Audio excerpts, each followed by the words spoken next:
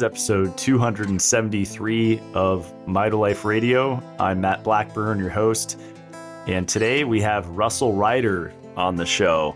I was really excited about this one. I consider him the world expert on melatonin. He's been taking it himself for 29 years.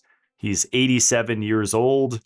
Chronologically, I think biologically, he's a lot younger. He's sharp as a tack. He's fiery. And he wrote a book on melatonin that I love from 1995 and highly recommend this book, even though he says there's been a lot of new information since then.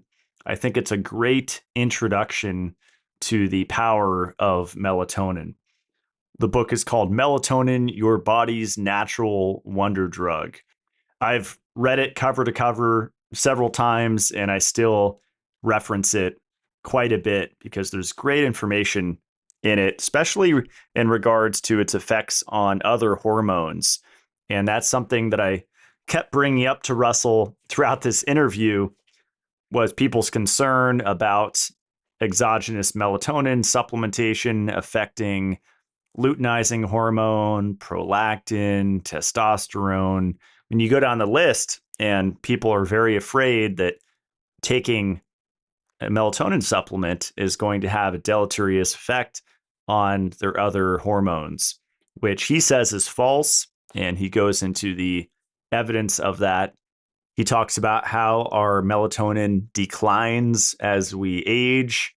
I ask him about Doris Lowe and melatonin's effects on phase separation. He shares how he actually knows the person that discovered melatonin and synthesized it. Talks about light pollution and how that affects our melatonin production, how to use melatonin supplements for jet lag, the mitochondria and melatonin connection, supplemental melatonin's connection to menopause, ovarian function, breastfeeding, preeclampsia, miscarriage, premature birth, and how melatonin can benefit all of those. When somebody might want to supplement melatonin during the day, I asked Raisel how much melatonin he takes and how he arrived at that dose. Raisel says that people get lost in the dosage, and that's one of the frequently asked questions that he gets all the time is how much do I take, and his approach to that question in general. Melatonin's potential use in agriculture and all the research that's been done on product yield, flowering, root growth, etc. I ask him about powdered melatonin supplements versus encapsulated melatonin supplements. Talks about the antiviral effects of melatonin and whether that's only due to glutathione increase or if it has direct effects. Then I ask him listener questions, including what form of melatonin is best absorbed by the body, best way to combat bad dreams with melatonin, the epilepsy connection with melatonin. Is melatonin dependency a myth? Can supplementing melatonin help the body produce more of its own? And does supplemental melatonin affect male fertility in a negative way? So let's get into it. Enjoy the show. Here is Raisel Reyter. Okay, we are here with Raisel Reyter. Welcome to the show. Thank you very much. Pleasure to be on. Yeah, I'm really excited. I was just telling you how much I appreciate you and consider you a mentor. And I've read your book, Melatonin. On the airplane just several times. I just love how easy it is to read. I read a lot of health books, and a lot of it's just over my head. It's overly complicated. The way that you educate, it's clear that you really understand the subject because you can explain it with analogies and simple terms. So I think the book is very good. The only issue is it's outdated. There's so much additional beneficial information we have in reference to melatonin that's been published since that appearance that I've been requested to update it a number of times. It's just a matter of finding the time to do it. Yeah. So when was this book published? It was quite a while back. Say again? Oh, when was this book published? Oh, 1995, it looks like, right? Yeah. Wow. And man, there's been so much additional information and excellent information, especially within the last decade. A number of diseases and a number of means by which melatonin protects your cells at the mitochondrial level. That has become a very big deal. And protection against free radicals. Everything you do causes free radicals to be produced in mitochondria. And melatonin is now, the evidence is strong that it's actually produced in the mitochondria of every cell. So when these free radicals are generated, it's in the right place at the right time to neutralize them. And that's very, very important because mitochondria are involved in everything the cell does. Cell can't do anything without them. How did you become interested in melatonin? Long story. I'll make it short. You have to realize that I'm older than dirt. So in 1964, I was a captain in the medical service corps at Edgewood Arsenal, Maryland. And it was relatively soon after the Russian Sputnik. And already the U.S. was concerned with sending people to Mars. Even in 1964, they contemplated this. And they thought, well, it's going to be boring for the astronauts. They're going to sit in a small capsule 6 months. So what do? We're going to get them to hibernate. So I was asked to work on hibernation, isolating the factor that causes hibernation in animals with the intent of using it for the astronauts to get them to hibernate. Well, one of the molecules we looked at was melatonin, which had just been discovered, and it had some phenomenal effects, not on hibernation per se, but some remarkable physiological effects. And as a consequence, that hooked me, and that hook has stayed in there since 1964. Like I say, well before you or any of your listeners were born, I was already tinkering with melatonin. That's incredible. Yeah, I was born in 87, so that was a while before then. Well, that's incredible. You're so young, you hardly count. Well, I'm just having smart experts on. That's my thing. So I'm not claiming I know anything. I'm just interviewing smart people on here. But that's fascinating. So hibernation for astronauts. Right. The idea has now been abandoned because they have larger capsules. At the time, they visualized, a 2 or 3 minute person capsule, where you can't move. But now they have big space stations. But there's still, the astronauts, of course, do take melatonin for timing and for sleep. And they should also be taking it for prevention of radiation damage. In space, there's a lot of damaging radiation from the sun and other sources. And they can generally predict when these are going to arrive at the space capsule. And certainly it would be worthwhile to protect these astronauts with melatonin. Melatonin is a very good internal shield against radiation damage. There's many, many studies. Well, we've written a number of reviews on that with colleagues in Taiwan and so forth about the use of melatonin to prevent radiation damage. That's incredible. And you said timing. Were you referring to circadian timing? Because I wanted to get into that, and I'm sure we will. And now it's trendy on social media with looking at the sun, sunrise, sunsets, setting Right. the circadian rhythm, getting bright light in the morning and throughout the day, and then blue blockers at night. And I started doing that, I don't know, 6, 7, 8 years ago. And I was so anti-melatonin because I bought into the fear, which is the whole thing about supplementing melatonin, that it's going to shut down your own production. It's going to mess with your testosterone and all these things, right? Bogus. Right. In fact, it stimulates the immune system. It's a very good immune stimulator and anti-inflammatory agent. The problem with circadian regulation by melatonin humans live in a very distorted world in terms of light and darkness. You have to realize we evolved over millions of years with the rising and the setting of the sun giving us time of day. Now, tonight at midnight, you probably still have the lights on. Get up in the morning, it's dark, you turn the lights on, you work night shift, you drive at night. The astronauts in space are essentially free running. It's very difficult under those circumstances to adequately control your circadian biology. As important as that is, circadian rhythms are really very important for optimal health, partially via melatonin. Melatonin regulates these circadian rhythms, but like I say, humans have done really a disservice to their environment. I'm not saying we can change, but we have to realize that there is a price to pay. There is a price to pay for all this. Typically, what happens, for example, I know people work during the week on a pretty regular schedule, go to bed at 10 or 11 and get up at 6 for Monday through Friday. But then on Saturday night or Friday and Saturday night, they stay up until 4 in the morning.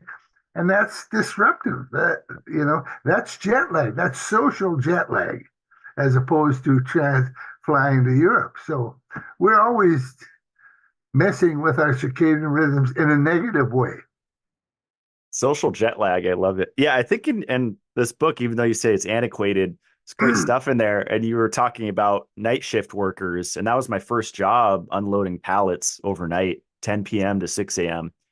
And how incidences of cancer are multitudes higher, right, in night shift workers. If you would stay on that schedule permanently, in other words, your rhythms would switch if you work night shift indefinitely. But typically what happens, you work 2 weeks night shift, and then you go back on day shift. So your system is never settled into a regular routine. And that's what causes, it contributes, like the loss of, that compromises the ability to produce melatonin because you have light at wrong time of day, light inhibits melatonin. These things are all interlinked, and it's really, we have to take better care of our environment. Now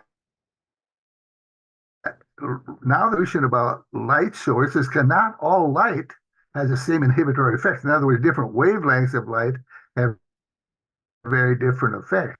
So with proper modification of artificial light, we may be able to regulate our circadian rhythms better and have a better grasp on how to manage these problems. Yeah, my strategy, and let me know if I'm off here, I have the lights here are either orange or red, or I have ones that have 3 settings. And so when you flip it, they're more of an orange glow. But I tend to keep it pretty dim at night in my cabin. And I've heard mixed things where it could actually stress out your body if it's not bright enough, and especially if you're trying to read in dim light. Any thoughts on that? Or? Well, certainly different people respond differently.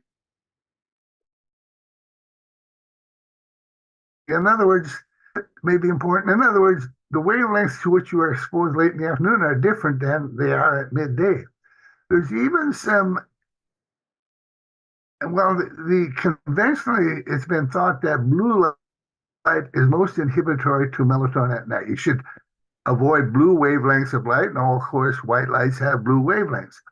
But there's also now interesting evidence which indicates that maybe blue wavelengths during the day are actually good, as are near infrared radiation, which is non-visible, that it hits the skin. And of course, again, that's another issue for humans. We avoid sun hitting our skin with a passion.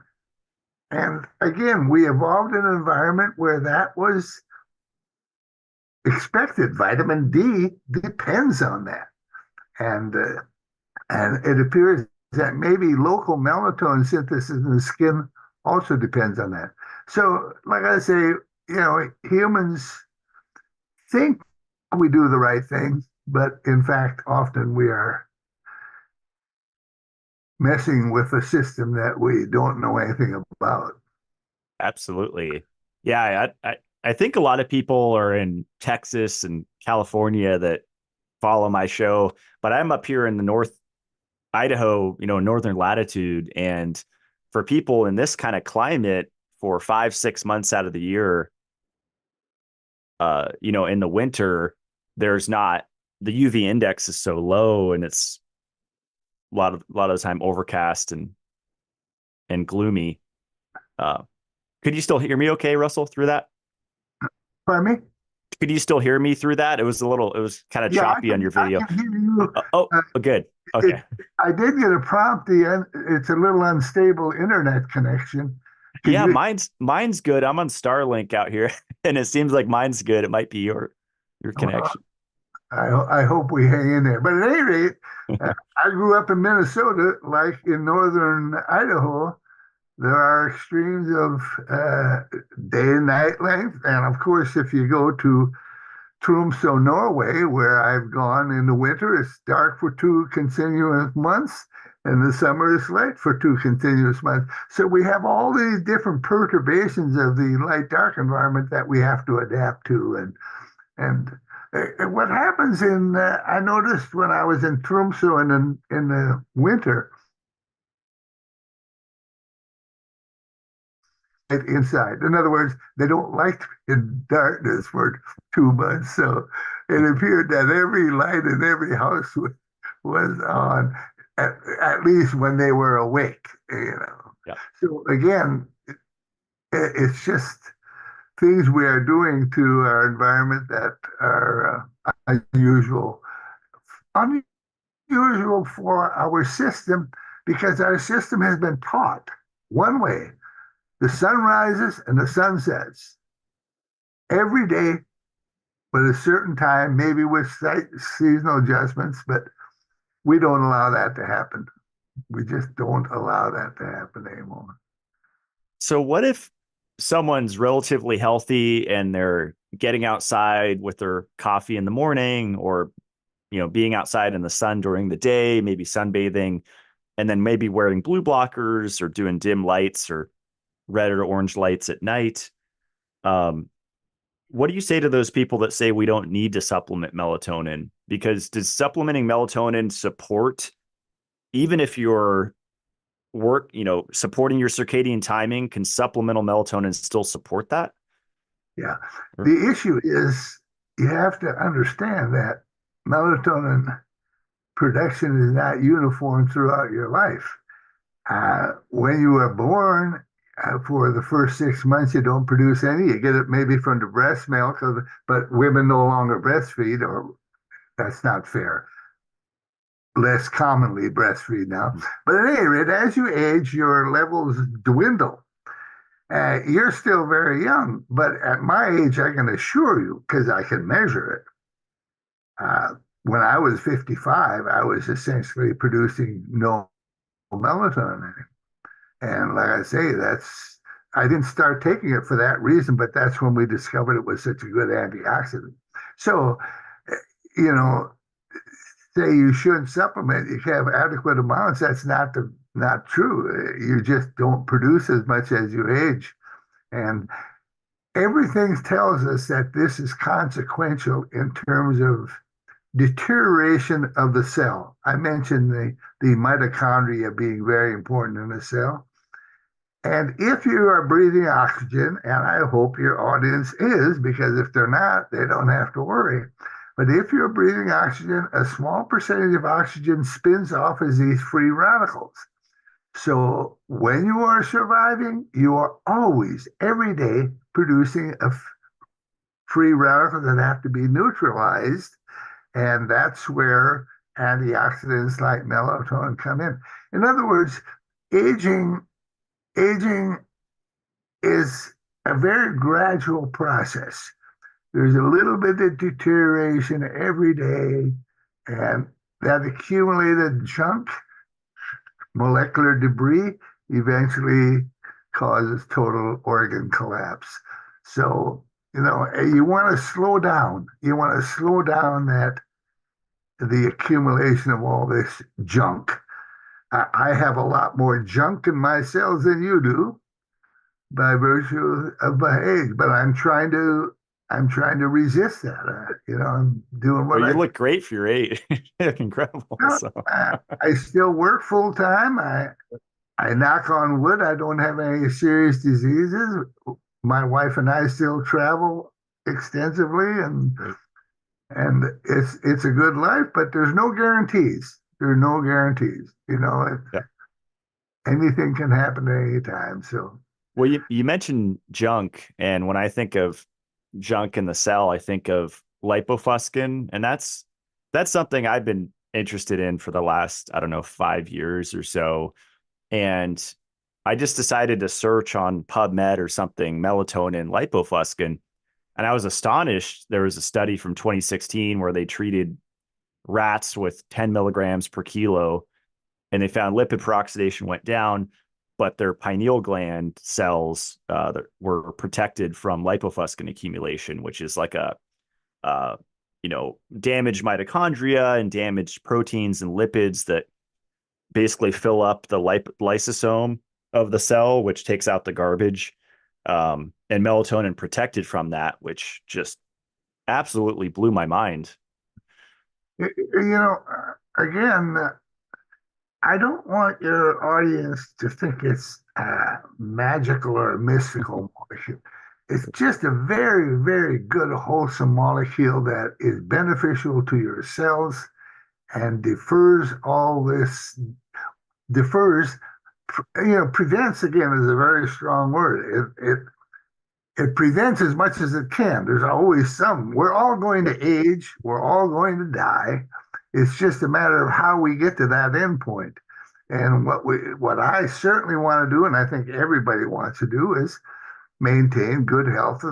When I die, I want them to say, "What did he die from?" "Well, he died from nothing." "What do you mean? He's just dead."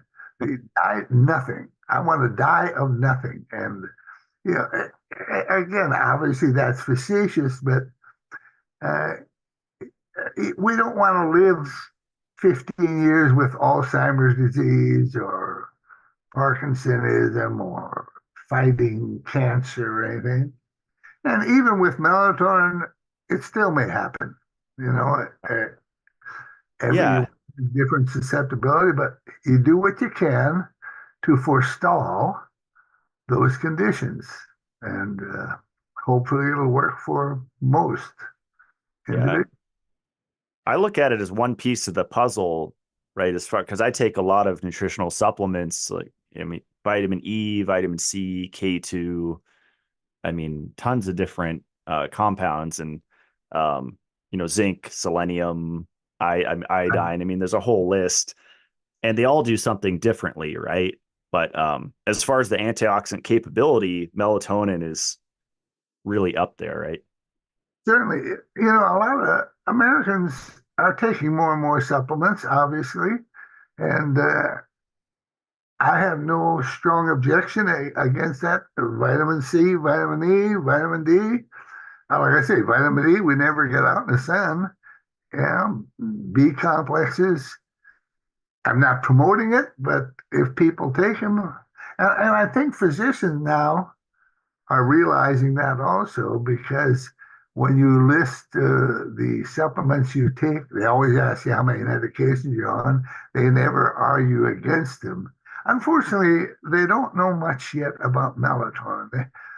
There's some pushback against melatonin, which is really very, very unfortunate, because the pushback is for all the wrong reasons. They think melatonin, taking it, inhibits your endogenous melatonin production, which it does not. It's not involved in feedback mechanisms. You cannot overdose. It's the one molecule, one of the very, very few molecules, I presume there may be others, that you cannot determine an LD50 for. In other words, what an LD50 is, you give it to animals in increasing doses until it kills 50% of the animals. Lethal dose. Every drug, aspirin, for example, has an LD50, ibuprofen, and certainly the prescription medicine. Melatonin, attempts have been made to identify the LD50, and it's not possible to even kill an animal or make them sick with too much melatonin. In reference to that, I don't know if you want to talk about it, because this issue always comes up about toxicity. People don't realize that 700 people die a year of aspirin toxicity in this country from gastric bleeding. Ibuprofen, if you have a nephrologist and you are a nephrologist, he'll say never take ibuprofen unless it's really necessary. These are toxic drugs. And ironically, they are toxic because of the free radicals they produce, and there are already studies showing that melatonin.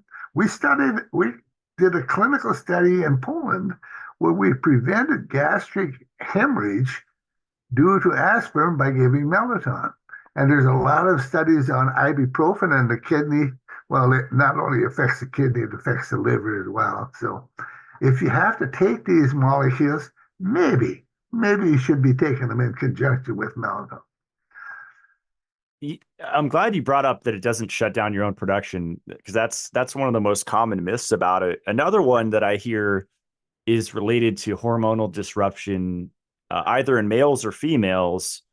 And what are your thoughts on that? Because I've read kind of mixed things on it. And is the dose everything? Because it seems like I don't think those are, quite frankly, I've never heard of a person becoming infertile because of melatonin. There is some evidence that during puberty, melatonin levels drop, but that's, again, just a function of age. It doesn't permit puberty to occur. Humans are different. There are some species of seasonal breeding animals, the white-tailed deer in northern Idaho. The white-tailed deer breeds at a very specific time of the year because it's determined by the light-dark cycle. And these are called seasonal breeders, photosensitive seasonal breeders. Humans are not seasonal breeders. We breed continuously. In other words, we do not use that melatonin signal to regulate our reproduction. And quite frankly, I see no compelling evidence at all that melatonin distorts significantly reproductive hormones, or for that matter, some other hormones. I hate to describe it like this, but melatonin seems to be more clever, whatever that means, more clever than most molecules.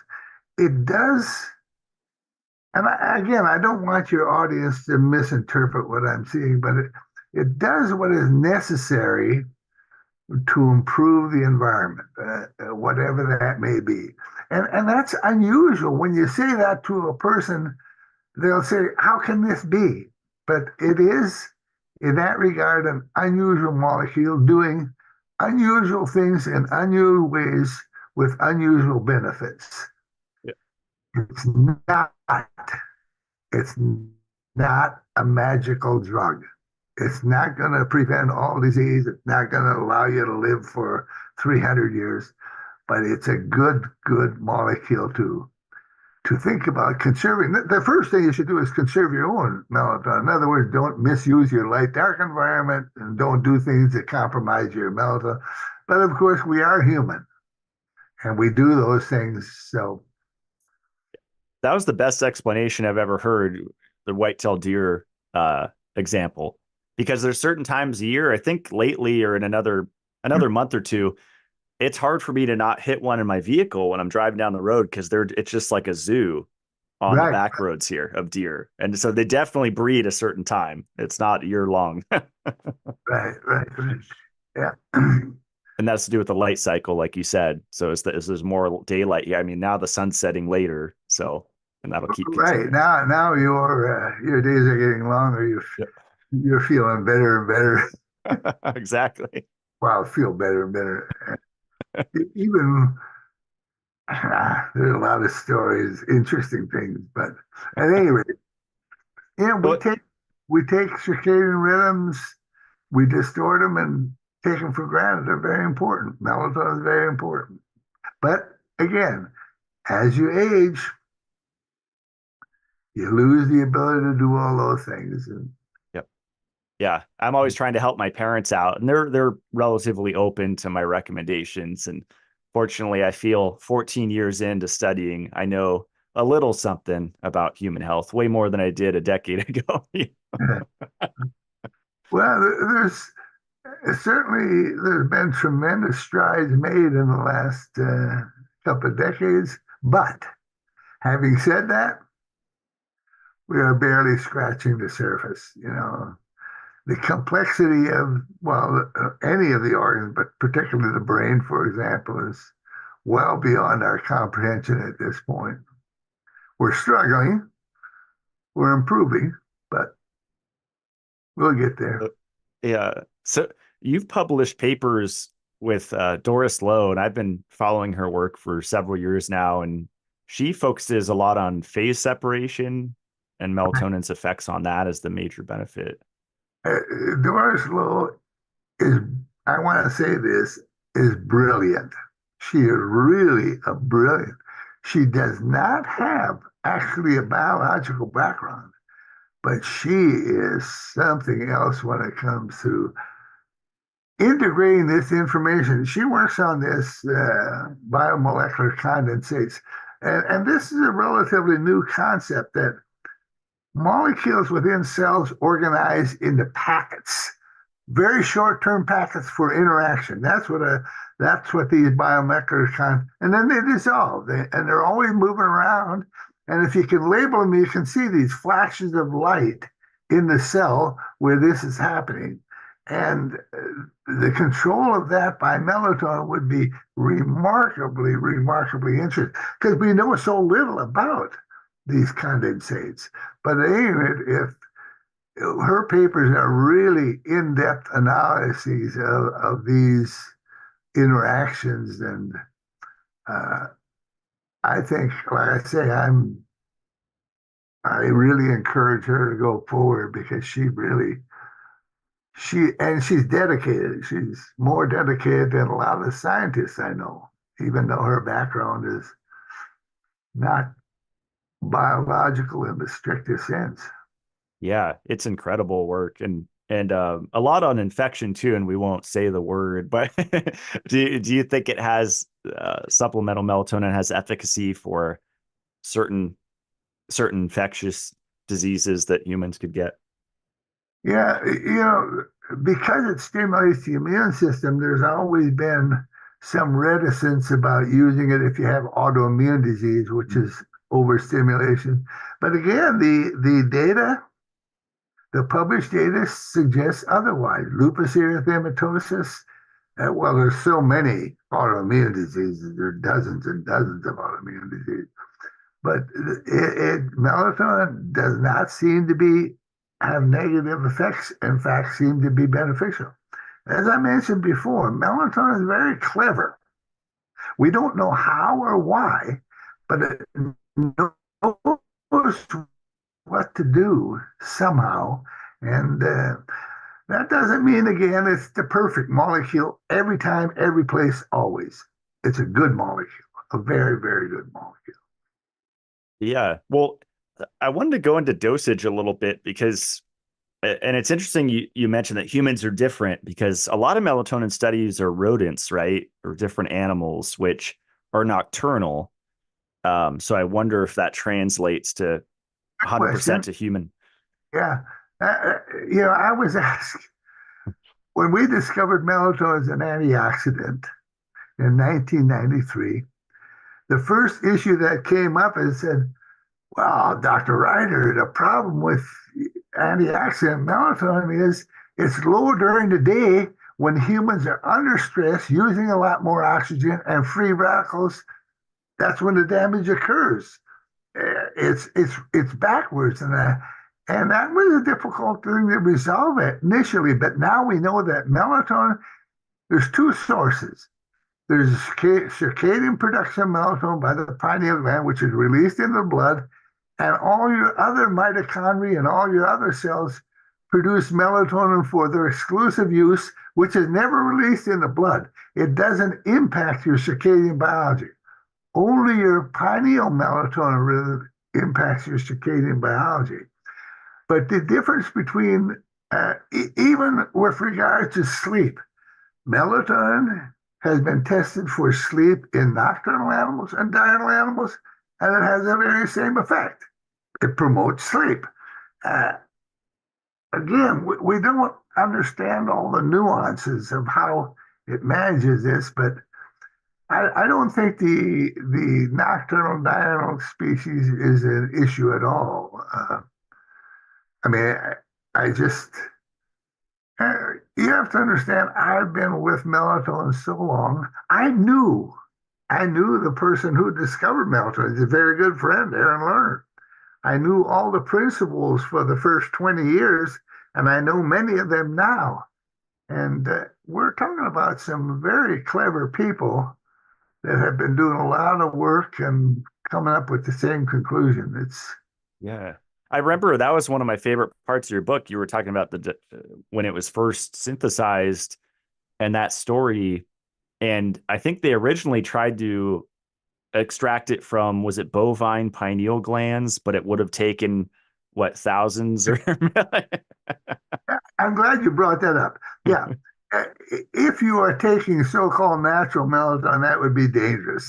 You don't want to extract from brain tissue of a dead animal that may have Jacobs-Creutzfeldt disease. Melatonin is very easy to synthesize, a very simple, and that makes it very inexpensive and very pure. That's the other advantage melatonin has. It's very inexpensive and very pure. Also, now there's something called, well, I don't want to mention the product, but they claim they extract melatonin from plants. Melatonin is available from plants. We discovered melatonin in land plants in 1995, and the literature was ignored. It was totally ignored for 10 years. Last year, there were more publications on the importance of melatonin in plants than in humans and animals. In other words, this is a massive, massive area. When melatonin was discovered, it was thought to be unique to the pineal gland. Now we found only vertebrates have a pineal gland. Invertebrates, your cockroaches running around your house, they don't have a produce melatonin. Unicellular organisms, algae, produce melatonin. Every plant produces melatonin. None of them have a pineal gland. They produce melatonin in all these other cells, just like we do. We just have the benefit of having an organ that produces it on a circadian basis as well. There is not a living creature that has existed, so far as we know, for the last 3 billion years that didn't produce melatonin.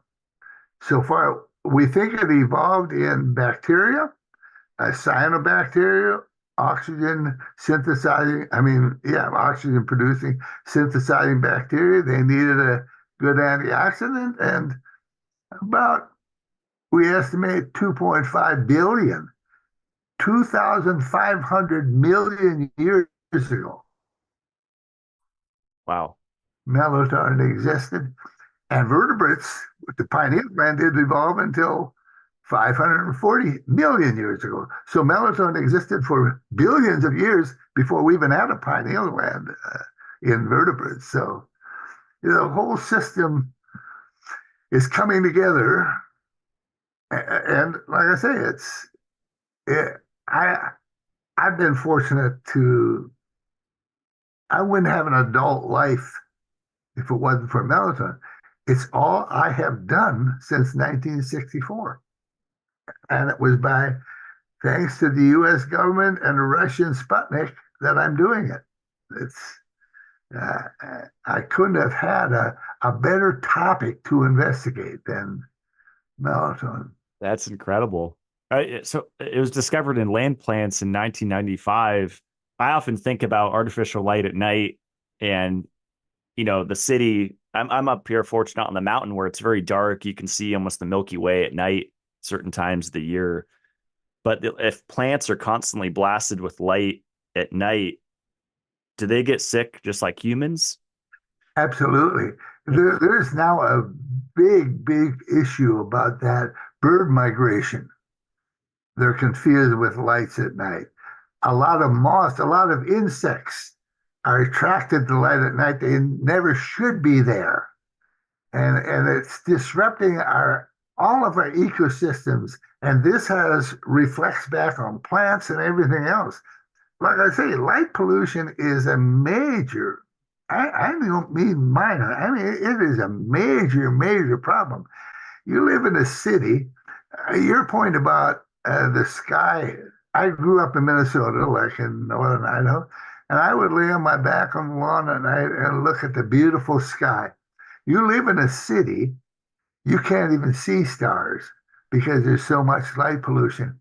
In 1986, I don't know if you know this story. In 1986, when the Oakland disaster occurred, the earthquake, and the electricity went off, people were calling in to news saying, "What are all these lights in the sky?" They had never seen stars because they've lived in the city all their life. There's a lot of people who probably have never seen stars that live in major cities, and the problem is only getting worse. And what is more relaxing or what is more beautiful than looking at the night sky? I mean, these are things we are depriving ourselves of. Again, what are humans supposed to do? I don't know, but we've got to, now, the other thing I remind people of, Mars has they don't live on a 24-hour clock. So when we get there, our circadian rhythms are going to be, what's happened here? It's not a light dark cycle of 24 hours. Now it's a different light dark cycle. So we have to begin to think about how to accommodate all these variations like we do on Earth, because we're destroying our environment. We're destroying our light dark environment. We're destroying our nutrient environment. We're destroying our environment, period. Yeah, I was listening to a Elon Musk interview last night, and he was saying we must become a multiplanetary species, meaning have a Mars colony, not to leave Earth permanently, because people have that idea like we're ditching this planet, but just to have a plan B if a solar flare or a cataclysmic earthquake or volcano or whatever happens, it could wipe out human civilization in a blink of an eye. It's interesting that you mentioned that, because this happens to be a pretty serious geomagnetic flare from the Earth. And again, this is very relevant to our people in space, because they're exposed to high radiation. But these issues are always on the mind of scientists and could happen, could wipe us out. A big geomagnetic flare would wipe out everything, and we couldn't grow fruit, and we couldn't do this, and we couldn't do that. So yeah, we're seeking other planets on which to live and making them more like Earth. Well, we're going to do it no matter what, because just out of our curiosity. I mean, that's what humans do, which is good, but we may need that refuge in the future also. Well, the sun is going to burn out in, I think, 9 million more years. I won't be around at that time, so far as I know, but yeah, we have to plan for the future. Absolutely. I had a few friends reach out to me the last few weeks, and they were talking to me about their jet lag from flying from the East Coast, east to west and back and forth. And they forgot their melatonin, and they're like, oh, I would have felt so much better.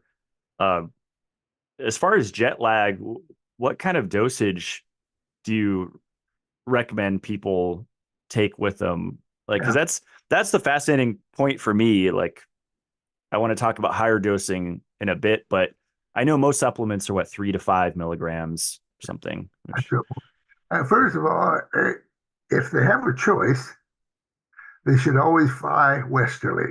In other words, if you want to go to Europe, go to Hawaii, go to Singapore, then to Europe, because our biological clock is not precisely timed to 24 hours. It's like a cheap watch. It's really closer to 25 hours, and it likes to run slow. So when you go westerly, jet lag is a lot less severe than when you fly from northern Idaho to central Europe. You're shortening your night and your clock has to make major adjustments. But what dose is optimal? I think in that range that you mentioned is quite adequate. That dose is adequate for adjusting the circadian rhythms. It may not be enough to prevent all the free radical damage you are getting from, but in terms of setting your biological clock, those doses are fine. The problem is finding the right time to take them. If you take melatonin at the wrong circadian time, you may actually totally disrupt your circadian rhythm. It's a little bit like sleep. Melatonin is not a soporific. It does not force you to sleep like prescription drugs. It's an effect on the circadian system, and as a consequence, it doesn't benefit everyone if they take it the wrong circadian time. It's estimated that maybe 65% of the people who take melatonin for sleep benefit, but a lot of people don't benefit at all. And the same, I suspect, with jet lag, because it's such a complicated issue in terms of when to take it. You mentioned bright light exposure in the morning. That's also a very good treatment because that sets your clock. When you get to Europe, you should, rather than going to bed, you arrive in the morning, you're sleepy, you say, well, I'll go to bed for 2 hours. Not a good idea. Get some sunlight and get your clock reset as fast as possible. The irony of it is your clock can adjust about 1 hour a day. So when you fly from Idaho to Central Europe, it's about 6-7 hour adjustment. So you fly to Europe, you have jet lag, and it dwindles over the week time. And then what do? You return. That's the time you should start to enjoy your time. You no longer have jet lag, but you return. So I always recommend when you go to Europe, stay a couple of years. It's hard for me to leave paradise up here, so I've never been to Europe yet. But in reference to jet lag, your animals are so much smarter than we are. The birds don't migrate from the United States to Europe. They go south and north. They stay in their time zone. They're not stupid like we are. We are saying, well, we're going to go to Europe. But the bird says, I'm not going to go to Europe. I'm going south. North. Interesting. Yeah. The hummingbirds just started coming out. So I've been giving them their sugar water. Amazing birds. Amazing. All go to central and fly long distances.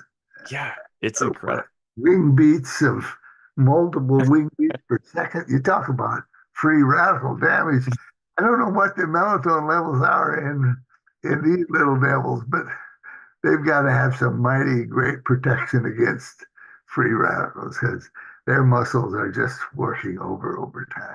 I love watching them. Yeah. Well, I found a study this morning. I'm always looking up melatonin studies. It's just fun for me. And I found it said 5 milligrams of oral, just fast release, regular melatonin causes plasma levels to remain 10 times higher than physiological levels, even 6 hours after administration. That was a Deacon 1995.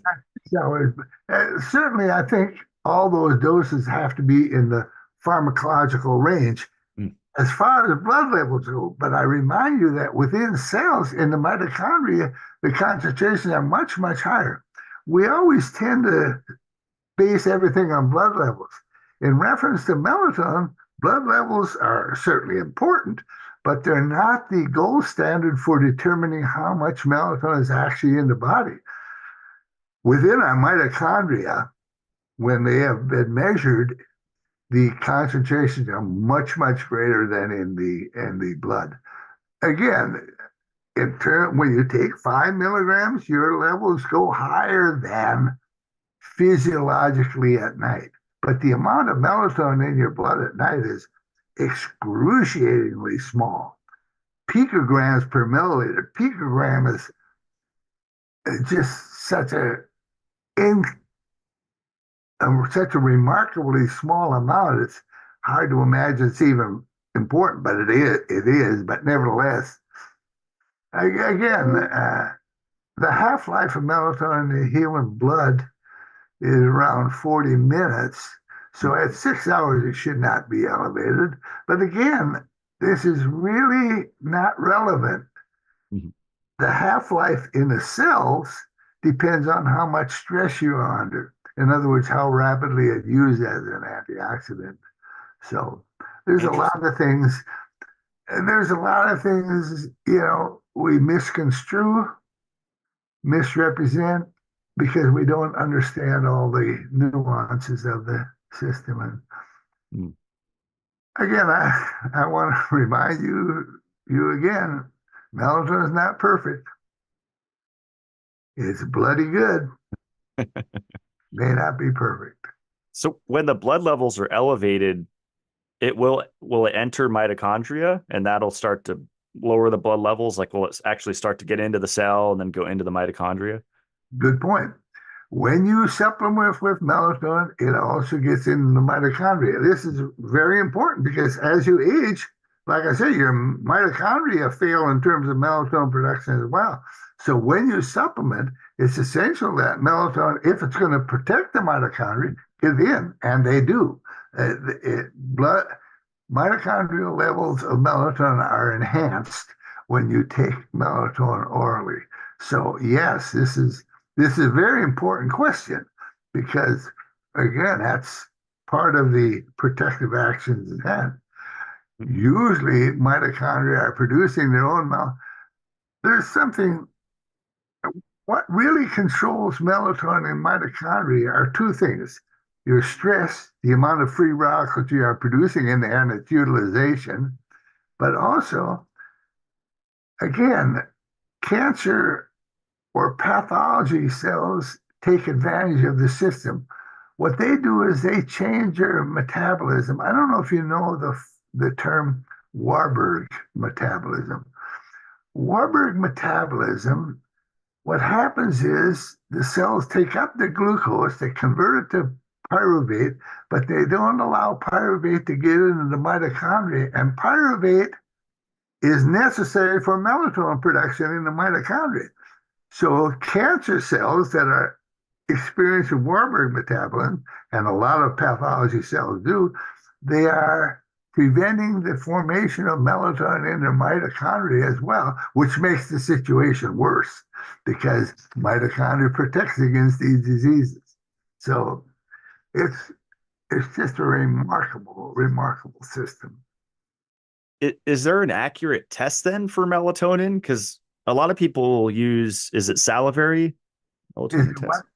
Oh, as far as testing your melatonin levels, do we have like a Star Trek test yet to look inside our mitochondria and see? Well, not inside the mitochondria. We have to isolate the mitochondria. The problem with measuring melatonin, if you go to your doctor and say, measure my melatonin, he'll take a blood sample during the day. During the day, your blood levels are practically non-existent.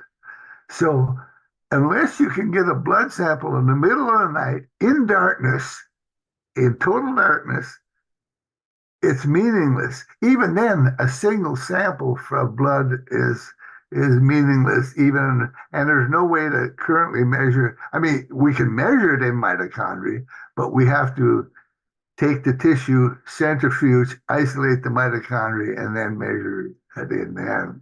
And that takes some doing. For scientists, it's very doable, but you're not going to go to your physician and have him cut out half of your liver so you can measure mitochondrial melatonin levels. Doesn't sound fun. Yeah. So I guess it's safe to assume, like you mentioned, what was the age, 50 or 55, where melatonin levels start to plummet? Well, they gradually diminish even much, and different people, different strokes for different folks. There may be some people where it's much lower at an earlier age. As a general rule, we talk about 45 to 50. It becomes critical. Even, for example, we wrote a review recently on menopause and ovarian function. What happens in the age of 40s now, women, the ovary starts to fail because of free radical damage. And this is coincident with the drop in melatonin. The irony in animals, when they go into menopause, if you give them melatonin, they can successfully reproduce by virtue of the fact that their ovaries are reinvigorated by the brown. So we think even development of menopause in humans partially relates to the loss of melatonin because of deterioration of the organ. This becomes highly relevant in the current society because women are having a childbirth later and later. They're having careers earlier in their life, and then they get 40 and say, well, I want to have a child.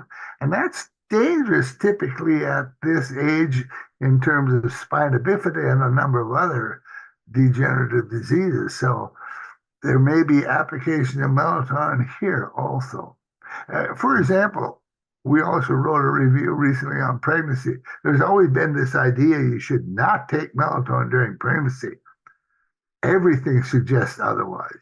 Everything, preeclampsia, early birth, premature birth, multiple miscarriages, all suggest that taking melatonin would reduce the likelihood of that.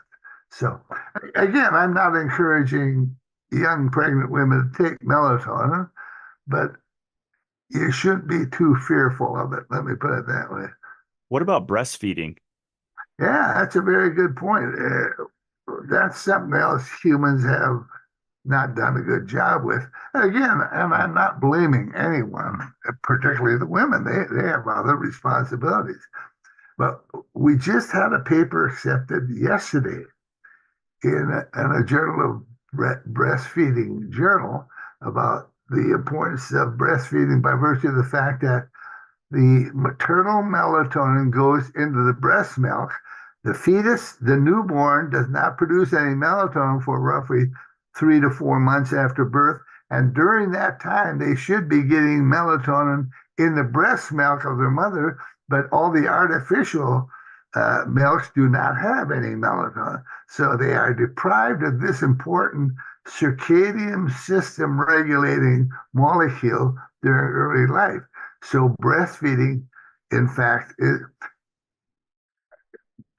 well, there's a lot of reasons breastfeeding is better than using artificial supplements. But yeah, again, it's the nature of the human to make adjustments that are not necessarily in their best interest.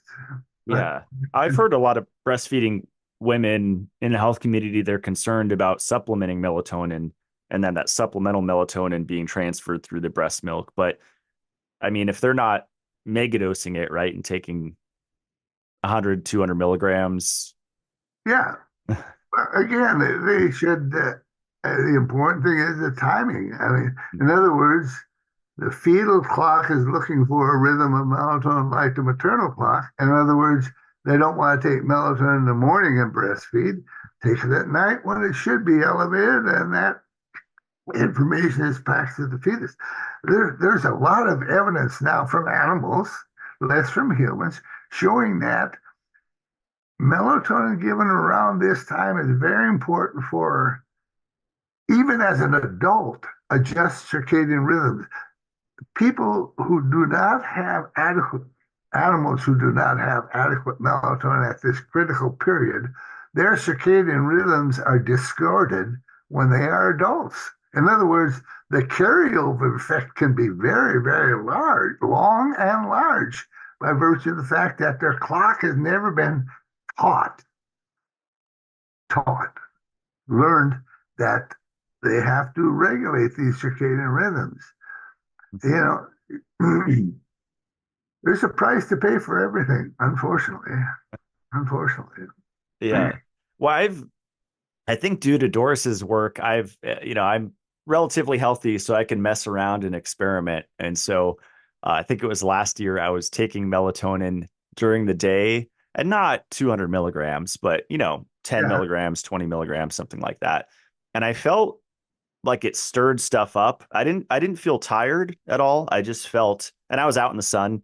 I just felt like my body was, I don't know, something was stirred up and I was kind of fighting something with my immune system. Well, But I'm glad you mentioned that because this idea of absolute objection to taking melatonin today, again, we're opposed to that, particularly in people with pathologies like cancer. Mm.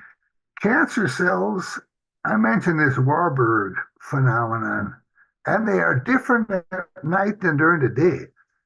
A lot of cancer cells are more cancerous during the day than they are at night. In other words, they are more aggressive growing during the day. So if melatonin is going to inhibit that, melatonin has to be present during the day. If I had cancer, I would take some melatonin during the day and larger amounts at night, so I'd still have a much larger nighttime rise of circadian rhythm. But I'm not opposed. I don't think the normal healthy person should take melatonin during the day. There's not justification for that. But when you have a severe disease like cancer, the rules change. You know, you want to do what you can to protect yourself. that makes sense. So wouldn't just be one dose before bed.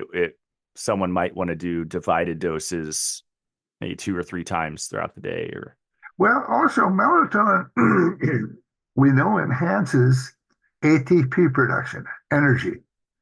Energy is always good. Everything you do requires energy. Every cell requires a lot of energy. Every molecular process in a cell requires energy.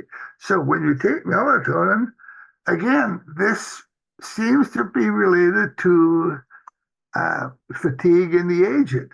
You know, they are producing less melatonin, they are producing less ATP, they have less energy, and you know, I can go on and on and on. I worked with melatonin so long that, you know, I think the whole world revolves around melatonin. It does not, but you know, I have a good working knowledge of I think I have a good working knowledge of what it does. yeah. Well, so what about people that feel groggy or, fuzzy headed, supplementing melatonin in the morning? Because I've heard Doris say that they didn't take enough, and that's so counterintuitive. And I've experientially experimented with that, and I do feel less groggy taking more than taking less. So I'm just curious your You thoughts have on to that. understand humans.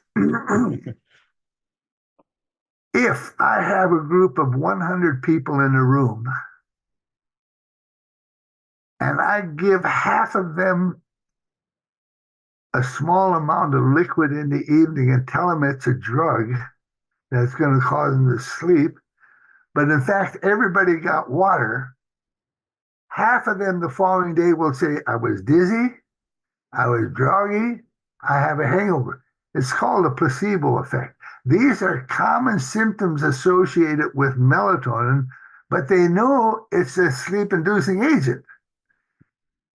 And they're hard to quantify. What is sleepiness relative to a little less sleepy, or a headache, or a little dizziness?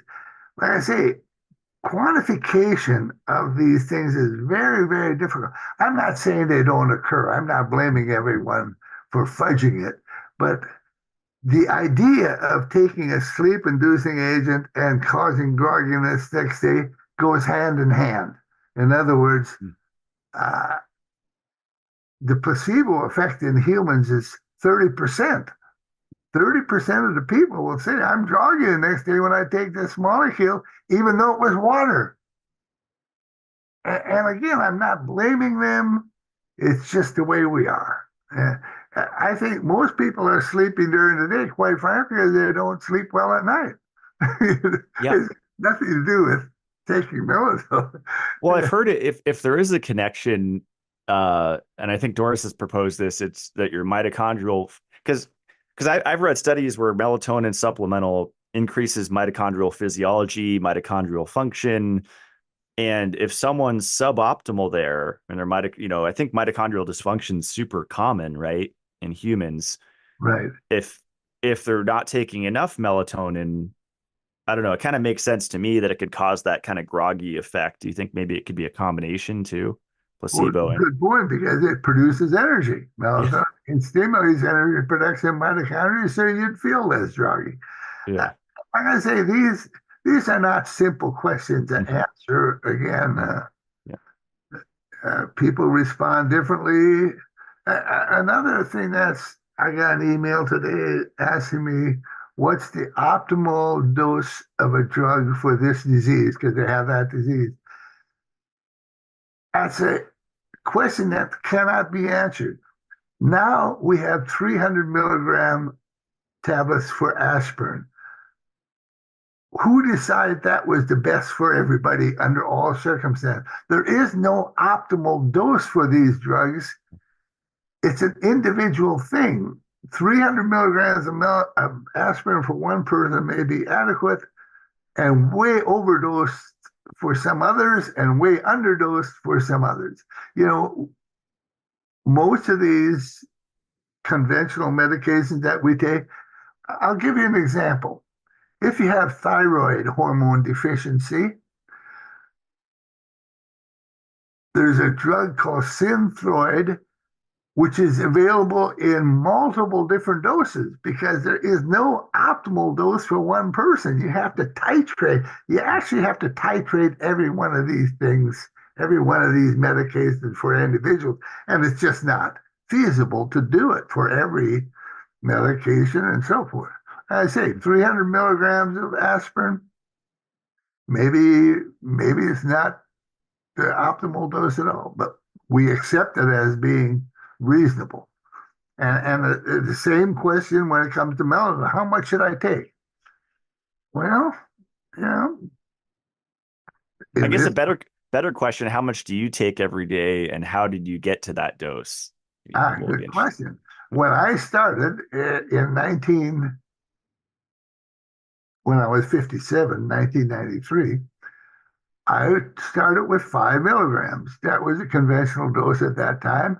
And that's something else. I think that's a reasonable place to start for a younger person. But as you age, you certainly up that. And I have taken as much as 300 milligrams of melatonin. I don't take that much now, but I take around 100. And there are people with diabetes who work in the field.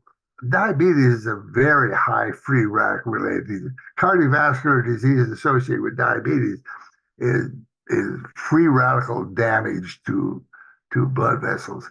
They take a gram of melatonin a day, 1,000 milligrams, because they want to prevent the damage associated with these conditions. Again, certainly as you age, you should take progressively more, but what the maximal should be, the good thing is, as I said before, there's no dangerous dose of melatonin. You're not going to, well, no animal has ever been killed by too much. There's been some recent calculations. Daniel Cardinale is a very good melatonin scientist who I've known. He and I worked together for 50 years in Buenos Aires. He just did some calculations and he decided a reasonable dose for humans, again, considering all the perturbations, is around 1 milligram per kilogram per day as you age. In other words, if you're a 220-pound individual, you would take 100 milligrams a day. You know, again, a very rough calculation, and 1 milligram per kilogram per day when you are aged. When you are young, you probably don't need that much, but and even at an age, you may not need that much. There's a lot of things. Well, you know, every medication, we are working on hope and with the information we have. Uh, the doses, and again, I'm not being critical of the physicians. They do the best they can. This is the information they have. They give this much, they give that much, and they hope for the best. Same with melatonin. There is no magic bullet for all these conditions. You can't expect miracles. We just, well, Yeah. melatonin, I want to repeat, is good. What was the name of that scientist that made that calculation? The 1 milligram per kilo? Like Cardinale, Daniel P. Cardinale. Italian, well, he's Argentinian, but Italian born. And now he's not Italian born. He's a really bright guy also, and a very nice fellow. He's about my age. In fact, I got an email from him just yesterday. But Wow. That's helpful. Yeah, I feel like people get lost in the dosage, and then you read absolutely different studies, and every study has a different dosage, right? Absolutely, absolutely, and every individual. Yep. So often I get emails asking me, how much should I take for this disease? Yeah, the best I can do is give you a dose range and tell you what the data are. It's not a perfect system. Yeah. Well, what are your thoughts on Doris? Have you seen Doris's chart? I think it was from last 2 years ago or something, and it was ascorbic acid and melatonin, and it was depending on I believe body weight, but it was getting up to 9 grams. I mean, at the high dose. So. Certainly, obviously, that's another consideration. Body weight. You know, if you take a milligram per kilogram body weight, if you weigh 100 pounds versus 500 pounds, you know, that's a very different dose. And more cells, more mitochondria, more free radicals. You know, obesity is an example. That's a very high free radical-related disease. And melatonin should at least protect against the consequences of obesity. There's also some evidence that it reduces body weight, but I'm not going to suggest people take it for that reason, but it won't hurt. What about topical? My friend Bob, he mixes it with his skincare products and puts it on his face. What about? The most famous dermatology researcher of melatonin is Angie Slominski. Again, he's a collaborator of mine. He's at Birmingham. These individuals and also colleagues in Spain who were postdocs with me have developed cutaneous melatonin applications to prevent skin aging. This is very common. Of course, people want to prevent skin. Another thing that has happened, when you have head and neck cancer and you get ionizing radiation, your mucous membranes are very sensitive to radiation and you lose all your mucous lining of you, and it's painful and they can't eat. And what Dr. Escamis, who was a postdoc with me, it's a woman, she developed a application, kind of a glue-like that contains melatonin that you put on your mucous membrane before you have the ionizing radiation. You don't lose all that, and you feel much, much, much better, as you can imagine. There's many applications of melatonin. Today, we just had a paper accepted with German scientists. Well, actually, he's Polish, but he lives in Germany, on a combination of melatonin in the form of nano preparations that you produce to reduce the likelihood of melanoma and so forth.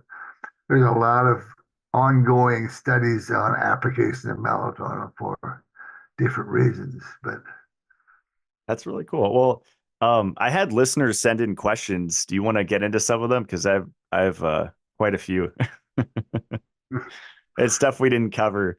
And this is a good segue. Someone asked, what form of melatonin is best absorbed? And I'm of the opinion it's just the normal plain powder stuff is fine. But now we have slow release, liposomal, suppository. I mean, there's a bunch. At this point, there's no evidence that one is better than another. In other words, what gets into the cell is important, whether that's slowly or a little bit more rapidly. is not very highly relevant. What is seems to be have some relevance, however, is that when you take it orally, it's very rapidly taken up and first goes to the liver, and the function of the liver is to detoxify everything. That's what the liver does. It detoxifies everything, including melatonin. So it reduces your bioavailability. So some of the new nano preparations, they are sequestered in a preparation where it gets to the liver and the liver doesn't break it down as fast, so it's more readily available throughout your cell. Likewise, the same reason taking it sublingually is more bioavailable than swallowing it, because then it goes throughout your body before it goes back to your liver to be detoxified. So it exposes the cell to higher levels. So there are things that improve outcome and improve bioavailability. Bioavailability is certainly an issue, but uh, I think what's going to happen is these nano preparations are going to become the big thing because it preserves the melatonin in where everything can't destroy it real easily. And again, nanotechnology for medicine has become a very big deal. A lot of drugs now are sequestered in that way, so they are more available and directed to a specific site and so forth. So these are all applications. So I think I've heard you or Doris or someone talk about how the gut bacteria love melatonin, and I've read studies where oral melatonin supports the proliferation of healthy flora in our intestinal tract. Would the liposomal or micelle or nano encapsulated, does that bypass the good bacteria in our gut, like pretty much starving them? Yes. Yeah. But I'm glad you mentioned. uh, I'm sure you probably know something about gut microbiota. You know, in the last decade, the organisms of the gut have become very important clinically in terms of many remarkable diseases, including neurodegeneration. And one thing all these bacteria do is produce melatonin. Melatonin is produced in the gut microbiota and gets into the system as well. And this has been very, very beneficial. The vaginal microbiota, lung microbiota, gastrointestinal microbiota, skin microbiota, all these microorganisms, I mentioned, it's a billion-year-old molecule. They all produce some melatonin, and how this is all going to play out in terms of health but certainly people are now having fecal transplants. I don't know if you know what fecal transplants are, where people collect fetus, put them in like people who smuggle in heroin. They put them in plastic bags, swallow it, and then they dissolve. Yeah, it sounds a little bit unusual, but feces is not innocuous. It is something that is good for our system, and that's why probiotics have all become so popular. Not all of them are beneficial, and I don't know much about probiotics, but the point is that what's in your gut, in all these microorganisms in your gut, seems to be something of great importance. Absolutely, yeah. It's a whole world. This is an interesting question. What is the best way to combat the bad dreams that occur from supplementing melatonin? Have you had people ask you that before? The bad what? Like nightmares, bad dreams. This is kind of interesting. The nightmare issue. There are people who claim that they have nightmares when they take melatonin. That's true.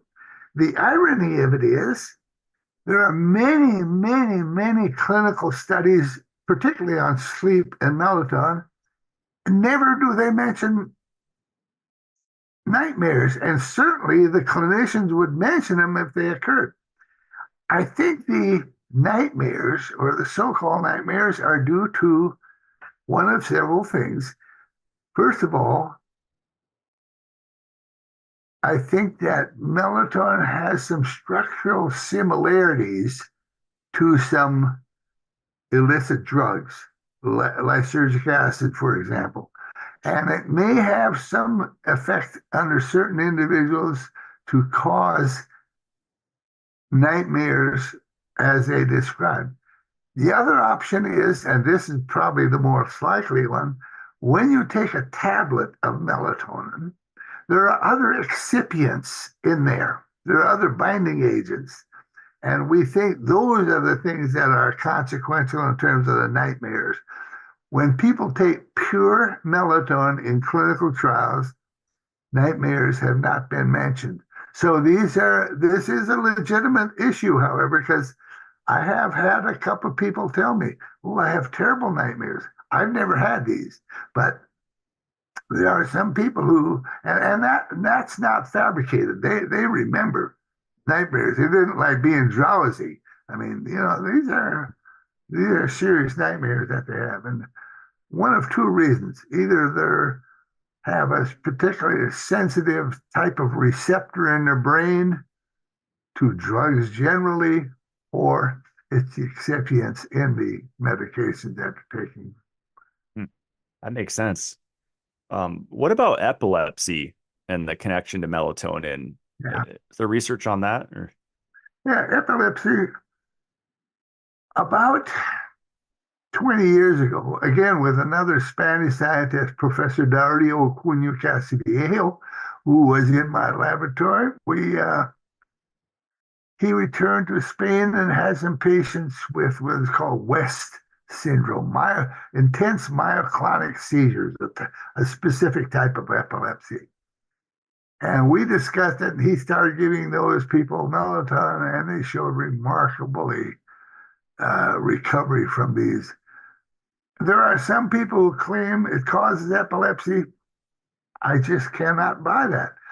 Everything suggests, as early as 1968, there was a gentleman by the name of Isaac Neer in Israel who was giving melatonin, measuring the electrical activity of the hippocampus of the brain, and that's where epileptical seizures generally begin, and they were always suppressed. And I'm not suggesting that people with epilepsy or family members with epilepsy necessarily be given melatonin, but there's no justification for imagining it's going to make it worse, albeit there are some people who claim it does. Again, in medicine, it's the preponderance of evidence that is important. You always have some exceptions. Always. There's always some outliers with regards to anything. And medicine is based on information as a whole, not as an individual piece. But you summarize all the information together and come up with the best estimate of what is good. And genetics play a role, possibly. You try to explain every response to every drug, it's just not going to be possible. Makes sense. Yeah. What about melatonin dependency? If you skip a night, can you still sleep well? Is that a... Thank you for mentioning that. Psychological or physical dependence. Drugs, you can become a certain drug. You can get very, very, very physiologically dependent and psychologically dependent. Melatonin has no evidence of either physiological or any other type of dependency. In other words, if you are taking 500 milligrams of melatonin for 5 years and you stop, you're not going to have any kind of withdrawal symptoms. There's no evidence for that. I'm glad you asked that, because people are concerned, well, am I going to become physically dependent, psychologically dependent? No evidence for that whatsoever. It's awesome. I don't think we talked about this yet. Can supplementing melatonin help the body produce more of its own? No, I don't think so. under certain circumstances, in fact, it may, under conditions, under pathological conditions. Remember, I mentioned this Warburg effect, which deprives your mitochondria of the precursor to produce melatonin. When you take melatonin supplementally, it reverses the Warburg effect. It prevents Warburg from happening. And that allows your cells to make more of their own melatonin. So under some pathological conditions, it may actually improve the amount of melatonin your cells make, but it never inhibits. There's no feedback inhibition. Endocrinologists always, if you take corticosteroids, you shouldn't do it for too long because you inhibit your ADH and your adrenal cortex atrophies and so forth. This is classic feedback. Melatonin is not involved in any feedback mechanism. Melatonin does not feed back to inhibit its own production. There's no evidence whatsoever for this. And there are some. Go ahead, sir. Like a conventional endocrine organ. In fact, I describe it as an endocrine organ. In my health community, a lot of people take progesterone, pregnenolone. I think there are other hormones that don't have a feedback, right? But TRT is one of them. If you start injecting testosterone, you need to stay on that, right? Definitely. Well, the ovarian menstrual cycle is all dependent on feedback. Secretion of estrogens by the ovary inhibits luteinizing hormone releasing hormone, inhibits LH and FSH, and it comes to a point where it's reversed and they ovulate. This is the way endocrine systems work. Feedback, get information, use it. Yeah. So someone asked, does supplementing melatonin affect male fertility, specifically sperm motility? They read a study that it slows it. Again, false. Everything. I'll give you a good example. Cadmium is a heavy metal. That's a major, major, major problem throughout the world. In fact, sperm motility and activity has decreased to the point where many people are concerned with the long-range prospects of extinction of the human because we don't have any viable sperm. There's so many toxins, there's so many disturbances in our environment that are impacting our ability to reproduce. Cadmium is a good example. It's a very toxic molecule that's now widespread in our environment and shuts down your testes. We just showed a paper. There's now several papers on it showing that the toxicity of cadmium at the level of the sperm can be prevented with melatonin. In other words, the point is, if you have an infertile couple, say 35, and male or female is infertile, they're trying to get pregnant and they can't. They go and get artificial hormone injections and so forth. I would recommend the first thing they do is take melatonin for a couple months to increase the likelihood of preserving the oocytes and sperm. And then if they fail then they can resort to others. This would be a more natural means. I think people are becoming infertile. Again, all this is free radical based. Heavy metal toxicity, aluminum, iron. There's a lot of bad chemicals. Plastics, right? Now, soil pollution has become common throughout the world. And there's, again, we're always exposed to this type of thing. So yeah, I think cheap as I'm overselling melatonin, but let me put it this way. It's hard not to oversell it. The downside of melatonin is minuscule, so far as we can tell, is minuscule. Do you think microplastics and plastics in our environment are a real harm to reproductive health? The what? Like plastics, like xenoestrogens. Absolutely. Microplastics, that's becoming another very big deal because plastics in the environment actually don't disappear. They do break down, but in very, very tiny particles. There's a a colleague I have in Sergio Minucci in Naples that we just published a paper on microplastics, prevention of toxicity with melatonin. Not in humans and animals, but microplastics are an incredibly big deal now because, I mean, there's so much of it. There's so much of it. And I don't know if we're ever going to be able to get rid of it.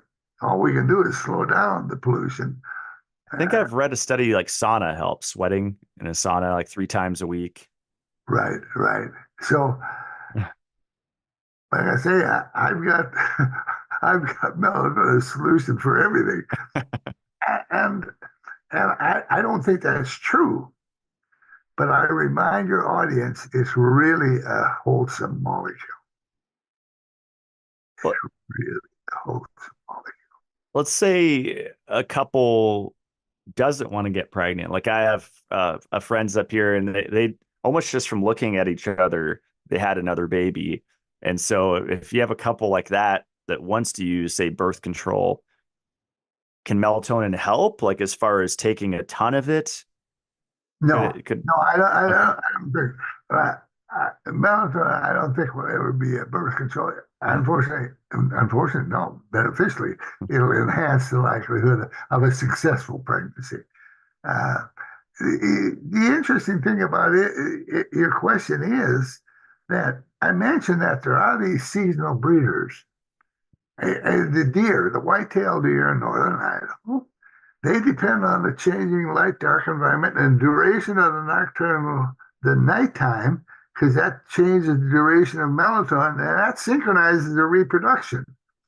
And as a consequence, it was thought in the 1970s that maybe melatonin could be used as a birth control agent. But again, humans are not seasonal breeders. We can take melatonin, it doesn't affect it. But it does protect the oocyte. At the time of ovulation is a very dangerous time for the egg because the oocyte has to escape the ovary and that has to break down the membrane, and that's free radical based.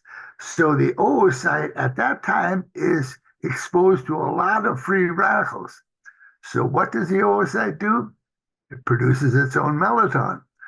We now know that the oocyte produces melatonin and protects itself from a lot of damage that occurs during that time of fertilization and implantation and so forth. So, wow. Have you heard of gardeners using it in their soil? Like I have a greenhouse here, geodesic dome. Have you heard of gardeners like putting melatonin, around their plants and seeing a benefit? It's a great idea. Like I say, I mentioned the amount of research on melatonin in plants, root growth, flowering, size of them, product yield, taste of the product, all improved with melatonin. I'm surprised people are already doing that. That is a great idea, really a good idea. I suspect the major companies in the world are already thinking about spreading, for example, rice. I'm going to give you an example. Rice production in the world is expected to drop by 30% in the next 20 years by virtue of the fact that global warming, rice at night requires a drop in temperature to a certain degree to benefit. When the temperature is too high at night, it compromises rice growth. So what with Professor in China, in Korea, we have genetically engineered rice plants to produce more melatonin so they can tolerate warmer temperatures at night. And I think this is going to see a lot of genetically engineering of plants to produce melatonin to increase the amount of apples that a tree will yield, the amount of wheat, the amount of everything. It improves everything about plants. I mean, like I say, I'm so excited about the plant research because I'm collaborating with a number of people in China, Xi and Zhao and others, on the benefits of melatonin in plants. And the fact that somebody is doing this is really remarkable. This person or persons are really up to date. I think that's a very good idea. I think they will have a better flowers. Something else in reference to that, I think what should florists should do, when you cut flowers, they start to deteriorate. Put melatonin in the fluid, let melatonin be taken up, prolong the half-life of the flowers by several days, they'll sell a lot more flowers. So many applications. That's incredible. Oh, there's so many applications. Like I say, I mentioned it's hard to go wrong with melatonin. It's really hard to go wrong with melatonin. I'm going to have to start sprinkling it around the soil, and I'll have to guess the dosage, but maybe put a spoonful in each of my garden beds. Against the toxicity of all the other chemicals in it. You know, there's so many medication drugs now that people flush down the toilet and they get in the soil. I mean, our soil is just rancid, absolutely rancid. The irony of it is another treatment for contaminated soil is called phytoremediation. What phytoremediation is, there are some plants that are really resistant to these toxins. So you take these plants, you put them in the contaminated soil, they take up the contaminants, and then you destroy the plants. That's called phytoremediation. In 2010 already, we suggested that plants should be genetically engineered to produce more melatonin to be used as phytoremediation because they can be tolerant. And one of the plants that is very tolerant of toxins is the water lily. If you float down a river, the Nile River, because it's so polluted, the water lily flourish. And those are plants you can put in a very toxic environment. They'll take up all the toxins, then you destroy the plants, and now you have clean soil. It's a pretty indirect way of doing it, but it's doable. Phytoremediation. Wow. Melatonin for phytoremediation. Wow. Fungus too, right? Aren't they using mushrooms for environmental pollution? Absolutely. Absolutely. That's fascinating. That's awesome. Well, any plans to add to your book or revise it? Or yes, indeed. Well, any plans? I cannot tell you how many people have asked me to update it. It's just a matter of finding time. I write and read so much on pregnancy. In other words, I have so many ongoing projects right now. Right now, I'm just completing an article on melatonin and neurodegenerative diseases. And, you know, and I told you we had one accepted yesterday on breast milk. And so I've got all these projects lining up, and the book is not a low priority, but it hasn't become the highest priority. And it should be a higher priority because more people would benefit. But time is everything to me. Yeah. Would you say it's still 80% accurate, 90% accurate based on new information that you've learned? Oh, yeah. I think everything in there is accurate. It's just so outdated. There's so many more applications. I see. I don't think anything in there is erroneous. So what is there is good. It's just that you have to realize in 1995, this was only 2 years after we even discovered melatonin as an antioxidant, and it's the year melatonin was discovered in plants. So you can see that the amount of information that it does not include. It's just phenomenal. I mean, the field of melatonin is absolutely mushrooming for plant biologists, for clinicians, and yet it doesn't receive the clinical emphasis I think it should because there's a couple problems with melatonin. cheap, non-patentable. Pharmaceutical company has no interest. They don't care how effective it is. They can't make any money. They can't patent it. I think this is the biggest drawback melatonin suffers with in terms of clinical advances. Again, I'm not blaming the clinicians. Clinicians are educated by the pharmaceutical company. The pharmaceutical company sends representatives to their office and says, use this drug for this and this and this. They never go in there and say, use melatonin. It ain't going to happen. Pharmaceutical companies are not going to advance melatonin.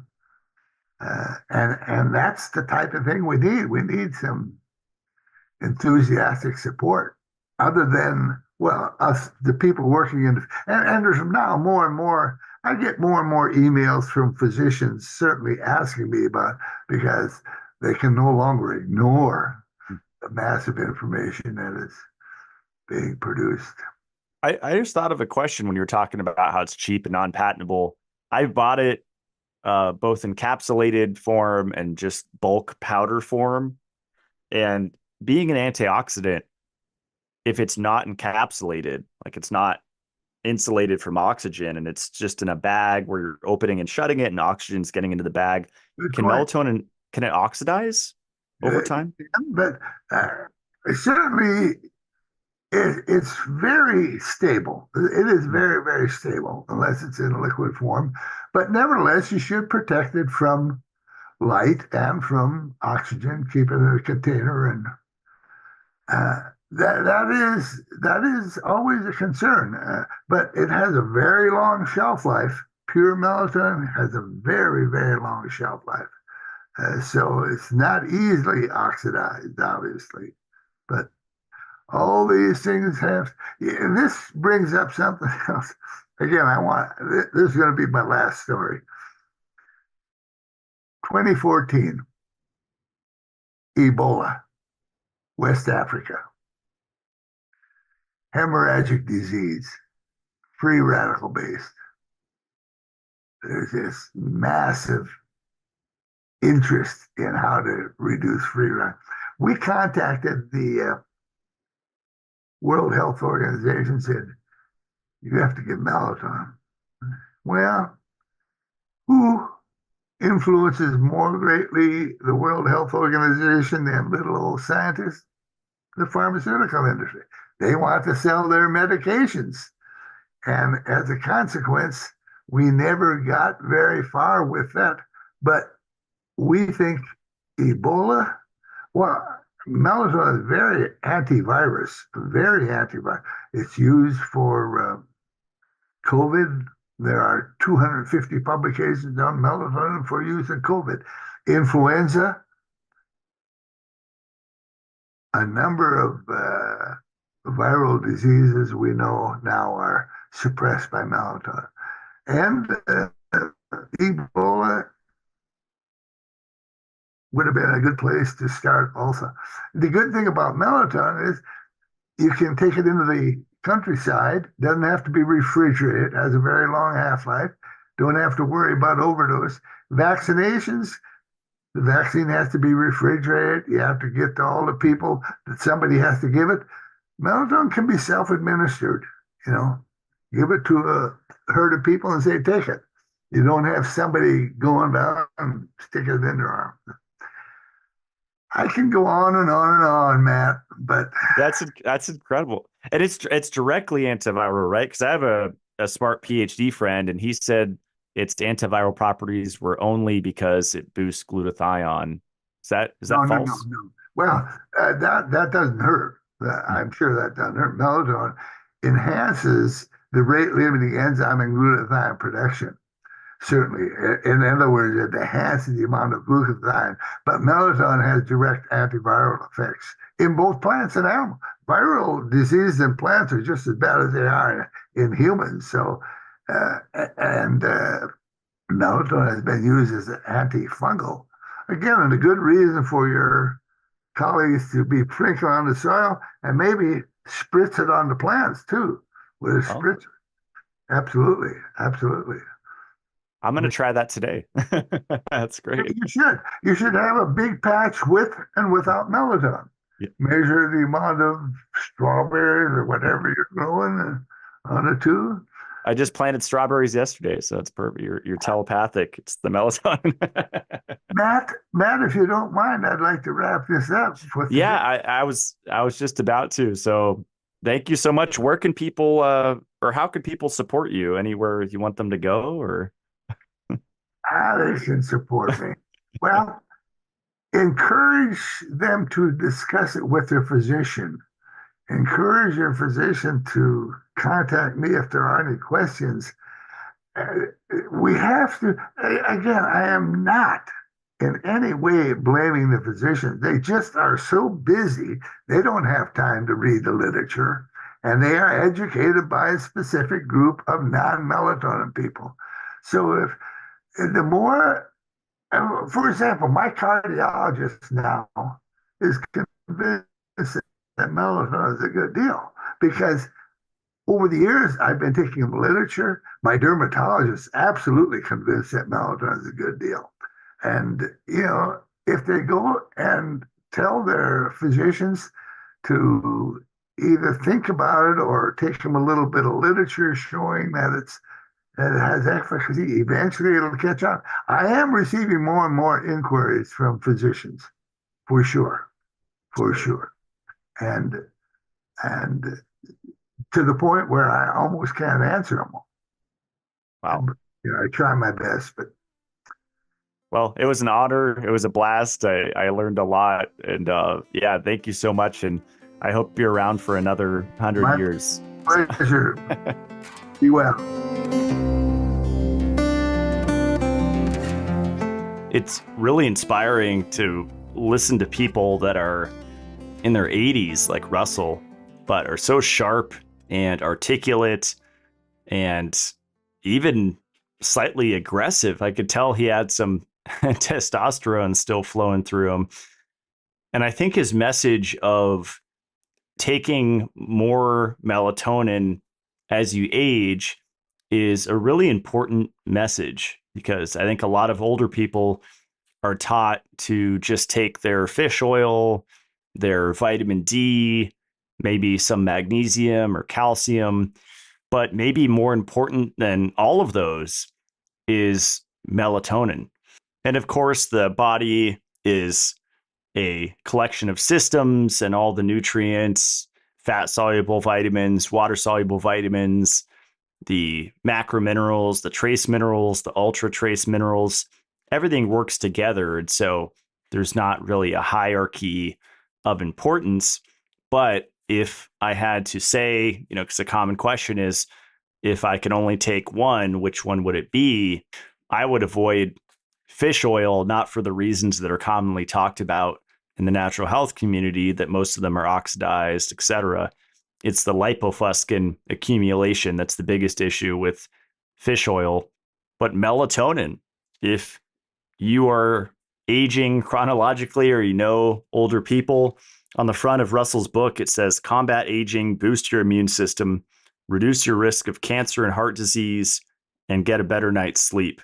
And I like that that's at the bottom, the sleep piece, because often that's the first thing that people think about when they think of melatonin is that it's a sleep hormone. But obviously it does so much. And even Russell's book from 1995, the amount of information there alone is incredible. And then you add to it all the recent studies, and it's just wild, all of the effects of melatonin. I think Russell mentioned the negative perception towards melatonin, often from doctors and healthcare practitioners. But I see it so often on social media where all of these myths are perpetuated, specifically that it shuts down your body's own production, which is false. And I also like that he talked about the white-tailed deer and seasonal breeders and how humans are not seasonal breeders. So a lot of the hormone disruption that people on social media talk about with melatonin is incorrect because you can't apply that research to humans. So if you want to learn more, definitely check out his book. Like I said, I've read it several times. And then also search Russell Ryder on YouTube and listen to his other interviews. There's a bunch of them, and he actually says different things in each one, which is a sign that someone really knows what they're talking about if they're sharing different aspects of information in every interview. A common question that I receive is, what melatonin brand or product do you recommend? And this goes for all nutritional supplements. My recommendation is always look for minimum to no excipients. So a lot of people don't understand you can't fill capsules 100% because then the product would be crazy expensive. So to get the active ingredient at whatever, if it's the MitoLife supplement, it's 5 milligrams or 50 milligrams, you need to use something with it to nail down that dosage per capsule. And for MitoLife, for my brand, we choose bamboo silica, which to me is far superior to regular silica, and especially titanium dioxide or magnesium stearate. Silica has so many benefits, and I've noticed my hair growing so much faster since increasing my consumption of specifically bamboo silica. So that's one tip if you're looking around, not only for melatonin, but any nutritional supplement out there. The second, more advanced recommendation is, even if you live in an area that recycles, I don't, look for a biodegradable bottle. That means that your supplement bottle should break down in a landfill, not in hundreds of years, but actually in several months. And MitoLife fits that criteria. I pay extra per product to have each one in something called Bio Bottle. My friend Adam over at the company Lifeblood, based in Canada, does the same thing. I think that is the future. The amount of plastic that we're adding to our environment from nutritional supplements is just ridiculous and unnecessary. And if I have the choice between a brand selling in regular plastic and the material that actually breaks down in the presence of bacteria and UV light, like at a landfill, I'm definitely going to go the biodegradable route. And I think you should too. So those are some general tips for you when you're shopping for any supplement. My website's matt-blackburn.com. You can read about my CLF protocol. You can see all of my recommended products. I'm actually getting ready to drive to town to pick up more of my deuterium depleted water. A lot of people think this might be unnecessary and an extreme biohacking thing. For me, it's the primary method I'm using to keep my cats from aging rapidly. I really prioritize their deuterium content in their water over their food quality. Although you can argue that both are important, I would argue that the deuterium is the most important thing for aging. And especially if you don't have much control over what your animal eats, maybe they're free range like my two cats, and they might catch a bat or a squirrel or a bird and get exposed to who knows what. Or if they're just picky, I really think the water is really good to give to your animals. And I drink it especially when I'm sweating in the sauna. And that's a really effective way to quickly deplete your body's stores of deuterium, which is heavy hydrogen, which inhibits ATP production and mitochondrial function in general. Sweating in a sauna plus the light water is just an incredible combo that I love. And because it's technically distilled, there's not a heavy mineral content in there. I'll often combine that with Kintone or the little mineral shots from Shen Blossom, which are essentially the same thing.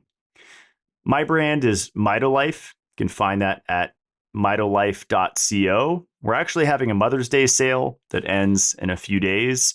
So currently it's 20% off all the products. And under our wellness tab, you will notice we do sell melatonin, and I make sure it's very affordable. It's before discounts, $10 for a 60 count, 60 capsules of 5 milligrams. And a lot of people like to start there because then you could experiment with your dose and try taking more, try taking less.